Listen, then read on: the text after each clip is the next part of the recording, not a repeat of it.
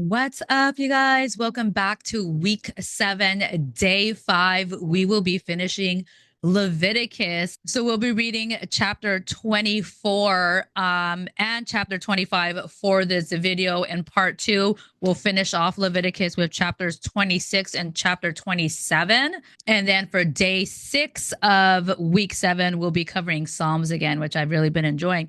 So let's just get started with chapter 24. The heading on that says pure oil and holy bread. Verse 1 says, the Lord said to Moses, command the people of Israel to bring you pure oil of pressed olives for the light, to keep the lamps burning continually. This is the lampstand that stands in the tabernacle in front of the inner curtain that shields the ark of the covenant. Aaron must keep the lamps burning in the Lord's presence all night. This is a permanent law for you, and it must be observed from generation to generation. Aaron and the priest must tend the lamps on the pure gold lampstand continually in the Lord's presence. Verse 5 says you must bake 12 flat loaves of bread from choice flour, using 4 quarts of flour for each loaf. Place the bread before the Lord on the pure gold table and arrange the loaves in 2 stacks. With 6 loaves in each stack, put some pure frankincense near each stack to serve as a representative offering, a special gift presented to the Lord.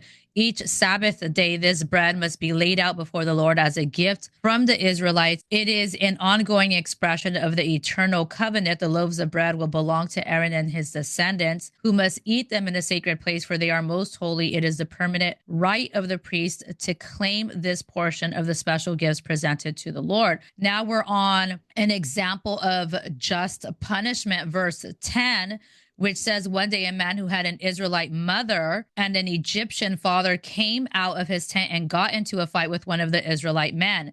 During the fight, the son of the Israelite woman blasphemed the name of the Lord with a curse. So the man was brought to Moses for judgment. His mother was Shelomith, the daughter of Debri of the tribe of Dan. They kept the man in custody until the Lord's will in the matter should become clear to them. Then the Lord said to Moses, take the blasphemer outside the camp and tell all those who heard the curse to lay their hands on his head. Then let the entire community stone him to death. Say to the people of Israel, those who curse their God will be punished for their sin. Anyone who blasphemes the name of the Lord must be stoned to death by the whole community of Israel. Any native born Israelite or foreigner among you who blasphemes the name of the Lord must be put to death. Anyone who takes another person's life must be put to death. Anyone who kills another person's animal must pay for it in full.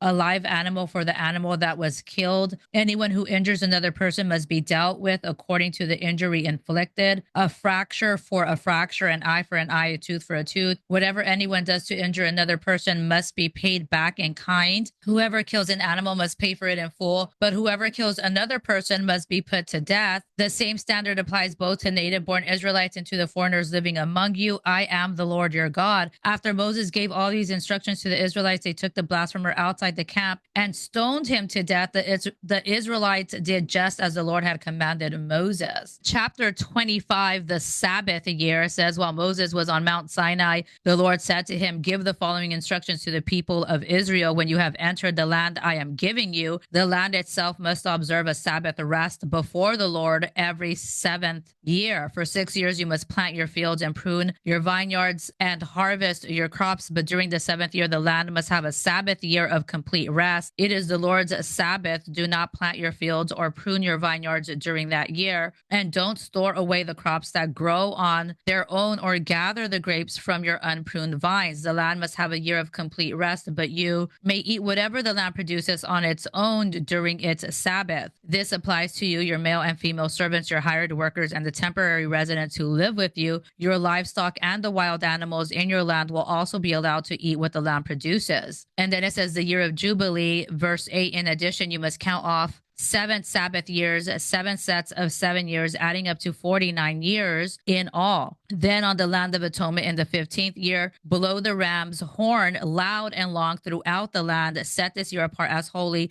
a time to proclaim freedom throughout the land for all who live there. It will be a jubilee year for you, when each of you may return to the land that belonged to your ancestors and return to your own clan. This 15th year will be a jubilee for you. During that year, you must not plant your fields or store away any of the crops that grow on their own, and don't gather the grapes from your unpruned vines. It will be a jubilee year for you. You must keep it holy, but you may eat whatever the land produces on its own. In the year of jubilee, each of you may return to the land that belonged to your ancestors. Verse 14 says, when you make an agreement with your neighbor or buy or sell property, you must not take advantage of each other. When you buy land from your neighbor, the price you pay must be based on the number of years since the last jubilee. The seller must set the price by taking into account the number of years remaining into the next year of jubilee. The more years into the next jubilee, the higher the price. The fewer years, the lower the price. After all, the person selling the land is actually selling you a certain number of harvests. Show your fear of God by not taking advantage of each other. I am the Lord your God. Verse 18 says, if you want to live securely in the land, follow my decrees and obey my regulations. Then the Lord will yield large crops and you will eat your fill and live securely in it. But you might ask, what will we eat during the 7th year, since we are not allowed to plant or harvest crops that year? Be assured that I will send my blessing for you in the 6th year, so the land will produce a crop large enough for 3 years. When you plant your fields in the 8th year, you will still be eating from the large crop of the 6th year. In fact, you will still be eating from the large crop when the new crop is harvested in the 9th year. And then it says redemption of property. Verse 23, the land must never be sold on a permanent basis, for the land belongs to me. You are only foreigners and tenants, farmers working for me. With every purchase of land, you must grant the seller the right to buy it back. If one of your fellow Israelites falls into poverty and is forced to sell some family land, then a close relative should buy it back for him. If there is no close relative to buy the land, but the person who sold it gets enough money to buy it back, he then has the right to redeem it from the one who bought it. The price of the land will be discounted according to the number of years into the next year of Jubilee.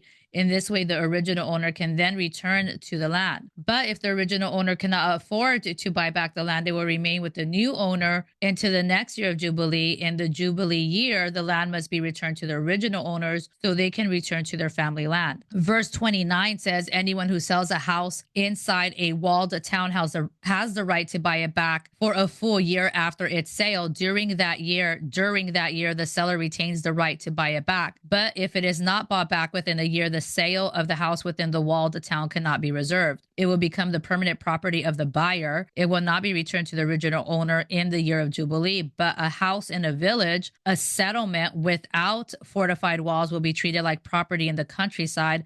Such a house may be bought back at any time and must be returned to the original owner in the year of Jubilee. Verse 32 says, the Levites always have the right to buy back a house they have sold within the towns allotted to them, and any property that is sold by the Levites, all houses within the Levitical towns, must be returned in the year of Jubilee. After all, the houses in the towns reserved for the Levites are the only property they own in all Israel. The open pasture land around the Levitical towns may never be sold. It is their permanent possession. And then verse 35, the heading for that says redemption of the poor and enslaved.